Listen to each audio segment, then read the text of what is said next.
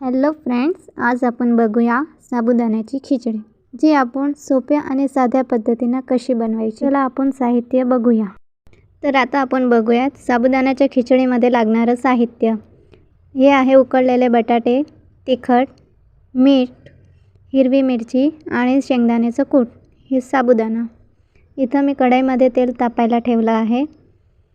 आता कढईचं तेल थोडं तापलेलं आहे, तर आपण त्याच्यामध्ये हिरवी मिरची ॲड करूया।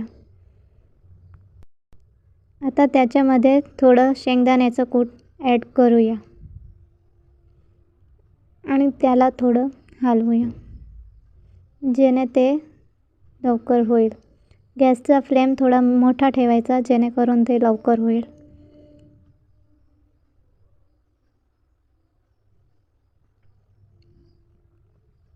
त्याच्यामध्ये थोडं लाल मिर्च आणि स्वाद अनुसार मीठ टाकूया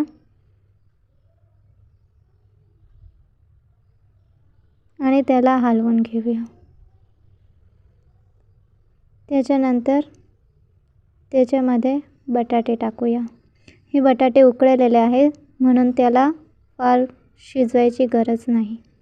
जर तुम्हाला हवं असेल तर तुम्ही बटाट्याचं किस करून सुद्धा तुम्ही टाकू शकता। याला आपण थोडं होऊ द्या।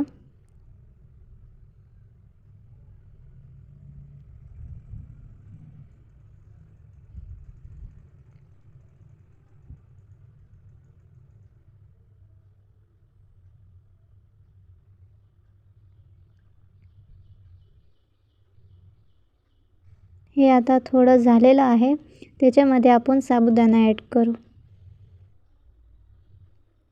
साबुदाणा मी सकाळी भिजवलेला होता, ते 2 ते 3 तास नंतर छान असा भिजलेला आहे। त्याला आपण 10 ते 15 मिनिटं शिजवून घेऊया, जेणेकरून तो बरोबर शिजेल।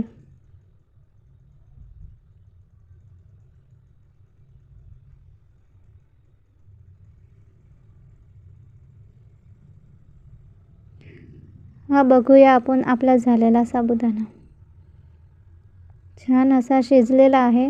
त्याला आपण आता सर्व करूया। हे आहे साबुदाण्याची झालेली खिचडी।